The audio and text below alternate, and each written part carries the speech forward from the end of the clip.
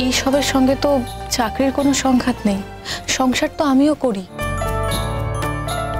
হ্যাঁ, সবার সংসার করার ধরনটা এক হয় না ঠিকই, এটাও সত্যি যে আমি সবসময় রান্নাঘর নিয়ে ব্যস্ত থাকতে পারি না, আর সেই সুযোগও আমি কখনো পাইনি।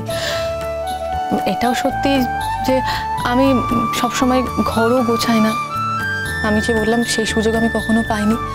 তাছাড়া আমাদের জয়েন্ট ফ্যামিলি, বাড়িতে অনেক লোকজন থাকে, তাহলে কি আমি শঙ্কর যত্ন নিই না? শঙ্কর টেক কেয়ার করে না, যথেষ্ট টেক কেয়ার করে, আর শঙ্খও আমার যথেষ্ট টেক কেয়ার করে। তাতে তো আমাদের কারোর কাজে কোনো বাধা পড়ে না, ও ওর কাজ করে, আমি আমার কাজ করি, সেটা বড় কথা নয়।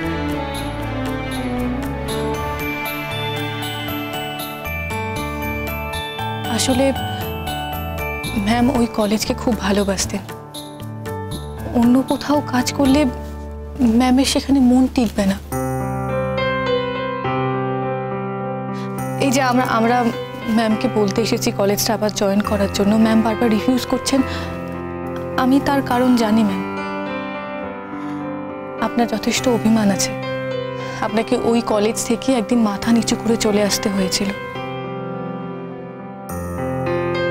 তাই জন্য আপনি যেতে চাইছেন না। ম্যাম, আমি আপনার কষ্টটা ফিল করতে পারি।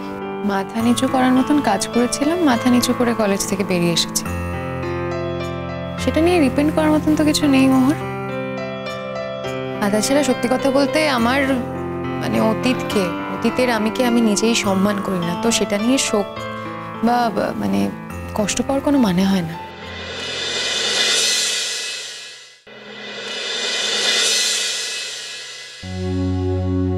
দাদি, তোমাকে আমি বারবার বলছি আন্টিকে ডাকো, আন্টিকে ডাকো, তুমি তো আমার কথাই শুনছো না।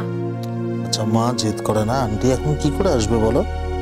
আন্টি সকালবেলা আসতে পারে? আন্টির অফিস আছে না, তার উপর আমি আজকে অফিস যাইনি, আন্টির কত কাজ আছে বলো তো। আমি দেখি যদি বিকেলবেলা হয় আমি আন্টিকে বলবো। হ্যাঁ মা, লক্ষ্মী মা আমার। হ্যাঁ রে, জ্বরটা একটু কমলো না? না রে না মা, জ্বরটা এলো কি করে এটাই তো আমি বুঝতে পারছি না। আমি দেখেছি ওর মার কাছে গেলেই না অসুস্থ হয়, সেদিন ওরকম টেনে হিচড়ে নিয়ে গেল, ফিরে এলো, তার রাত্রিবেলা থেকেই জ্বর, তাও এত জ্বর ছিল না, পরের দিন থেকে জ্বরটা বাড়তে শুরু করলো। জানি না বাবা, ডাক্তারবাবু যে কি ওষুধ দিচ্ছে আমি জানি না। না না, অ্যান্টিবায়োটিক দিয়েছি তো, কাজ করতে একটু সময় তো নেবে। আমি কিন্তু এখানে থাকবো না, আমি আন্টির কাছে যাব। তাহলে তুমি আমাকে আন্টির বাড়ি দিয়ে এসো। হ্যাঁ রে মেয়ে, তুই আমাদের ছেড়ে থাকতে পারবি? আন্টির বাড়িতে গেলে তোর ড্যাডি কিন্তু থাকবে না, তখন কি হবে? তখন তো ড্যাডির জন্য বায়না করবি। আচ্ছা মুনিয়া, আমি যে তোমাকে এত গল্প বলে বলে ঘুম পাড়াই তার বেলা হ্যাঁ রে পড়া, তুই আজকে অফিস যাবি? অফিস না গিয়ে কি করবো মা, তোমরা তো সবাই আছো, তোমরা দেখে নাও, অফিস আমাকে একবার যেতেই হবে। না, তাই তোকে জিজ্ঞাসা করছি। না, তুমি কোথাও যাবে না, তুমি যাবে না আজ অফিসে।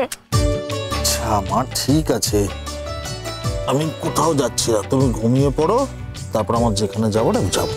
আমি ঘুমাবো না, আমি বলছি আমি ঘুমাবো না।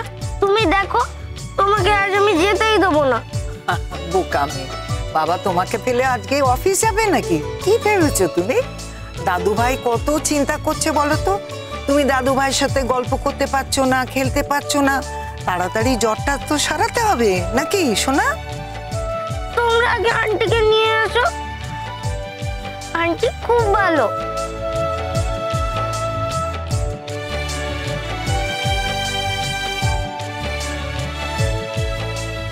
কি জানিস তো, ওর মার কাছে গেলেই না ও ভয় পায়, আর এই মা যে টেনে হিচড়ে ওকে সব সময় নিয়ে যায়। মনের মধ্যে একটা তো ভয় কাজ করে না, আর সেই ভয়টা থেকেই ওর জ্বরটা আসে। প্রত্যেকবার এরকম করে, আর প্রত্যেকবার মেয়েটা অসুস্থ হয়। তো তা সত্ত্বেও তো আমাদের কোনো উপায় নেই, ওকে তো না পাঠিয়েও আমরা পারি না। একমাত্র কিছুটা হলেও জব্দ থাকে সুমনাদির কাছে। আচ্ছা, শ্রমণাদি কি আমাদের বাড়ির? তাহলে ওর কাছে জব্দ থাকুক বা না থাকুক তাতে আমাদের কি করার আছে? আছে দাদা ভাই, অনেক কিছু করার আছে। তুমি তুমি একটু ভালো করে ভাবনা চিন্তা করে দেখো, তুমি নিজেও বুঝতে পারবে। তোমার কথাটা ঠিক বুঝলাম না। না মানে আমি কালই মাকে বলছিলাম যে শ্রমণাদি কিন্তু খুবই আনহ্যাপি। দেখো দাদা ভাই, শ্রমণাদির বিয়ে হয়েছে ঠিকই, কিন্তু বিয়ের পর থেকে সে কিন্তু তার হাজবেন্ডকে কোনোদিনই আজ পর্যন্ত দেখতে পায়নি। কথাগুলো বরং থাক না, ওদের পার্সোনাল লাইফ ঘেটে আমাদের কি লাভ? না দাদা ভাই, থাকবে না। দাদা ভাই তুমি কেন বুঝতে পারছো না যে শ্রমণাদির একটা সুন্দর জীবন দরকার, আর পাশাপাশি তোমারও। এইভাবে কি আর জীবন কাটানো যায়? কতদিন দাদা ভাই, কতদিন এভাবে জীবন কাটাবে? একটা ব্যালেন্স লাইফ চাইতো নাকি? কি অদ্ভুত কথা বলছে, আমি তো জানি না সেটা সম্ভব কিনা। দেখ, যদি সেটা হয় আমার থেকে খুশি তো কেউ হবে না। না না না, দাঁড়াও দাঁড়াও দাঁড়াও, তোমরা ঠিক কি বলতে চাইছো? মানে আমি বুঝতে পারছি না। দাদা ভাই দেখো, তুমি জানো যে আমি বরাবরই একটু ডেয়ারডেভিল। আমি সহজ কথা সহজভাবে বলতে পছন্দ করি, এবং আমার মুখে কিছু আটকায় না। দেখো, আমি শ্রমণাদিকে দেখে যতটুকু বুঝেছি যে শি লাভস ইউ, আর তোমাকে দেখেও এটা মনে হয় যে ইউ লাভ হার। সাথে তুমি যতই চিৎকার করো দাদা ভাই, আমি যদি এটা ভুল দেখে থাকি তাহলে ঠিক আছে, এটা ভুল। দাদা ভাই, ভুলটাকে তো ঠিকও করা যায়। দাদা ভাই, মুনিয়া শ্রমণাদিকে কতটা ভালোবাসে এটা তুমি নিশ্চয়ই স্বীকার করবে। আরেকটা কথা দাদা ভাই, মুনিয়ার কিন্তু মাদার ফিগারের প্রতি একটা আকাঙ্ক্ষা আছে, ডিজায়ার আছে। আজকে শ্রমণাদির সঙ্গে মুনিয়ার যে অ্যাটাচমেন্ট তো আমাদের সাথেও নেই। তোমাকে তো এটা অ্যাকসেপ্ট করতেই হবে দাদা ভাই। আর শ্রমণাদির মধ্যে ও সেই মাদার ফিগারটা খুঁজে পেয়েছে, এটা তো তোমাকে অ্যাকসেপ্ট করতেই হবে দাদা ভাই। এখন থাকে সব কথা। না, থাকার কিছু কথা না। আমি তোকে বলছিলাম, তোদের তো ডিভোর্স হয়ে গেছে, তুই তো সারাটা জীবন এইভাবে কাটাবি না।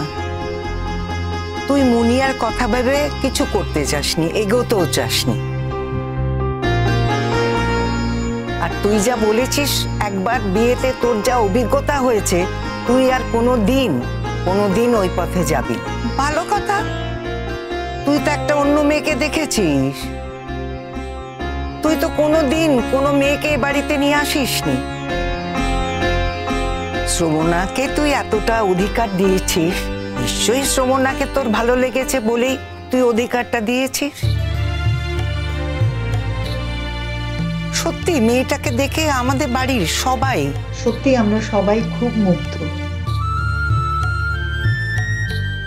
আমাদের খুব ভালো লেগেছে শ্রমণাকে। সত্যি আমরা যদি এরকম মনের মতো একটা বউ পাই, আমাদের আর কিচ্ছু বলার নেই। আমাদের কথা বাদ দে, মুনিয়াটা বেঁচে যাবে। আমাদের আর কে আছে বল? আমরা তো সবাই মিলে হাসি খুশি হয়ে একটু বাঁচতে চাই। শ্রমণা এলে সে ধারাটা বজায় রাখবে। আর তাছাড়া বিপাশা যা করেছে বা করেছিল সেগুলো তো আমরা ভুলিনি। শ্রমণা এলে সে জব্দ হবে, ওকে একদম ট্যাফু করতে দেবে না, দেখিস। তোমাদের যুক্তিটা আমি বুঝতে পারছি না মা। কি বলতে চাইছো যে বিপাশাকে জব্দ করার জন্য শ্রমণাকে এই বাড়িতে নিয়ে আসা উচিত? তোমরা ভুলে যাচ্ছ শ্রমণা একজন বিবাহিতা মেয়ে, সে শ্বশুর বাড়িতে থাকে। হ্যাঁ, এই মুহূর্তে হয়তো তার স্বামী নেই, তার মানে এই নয় যে কোনো মুহূর্তে তার স্বামী ফিরে আসতে পারে না।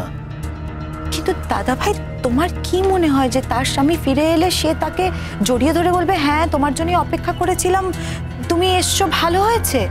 হ্যাঁ, বরং আমার তো উল্টোটাই মনে হয় যে সে তাকে অ্যাকসেপ্টই করবে না।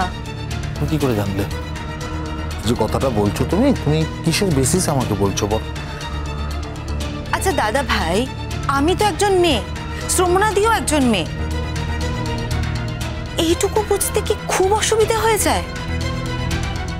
না, এই কথাগুলো ভালো না, প্লিজ এগুলো বলো না।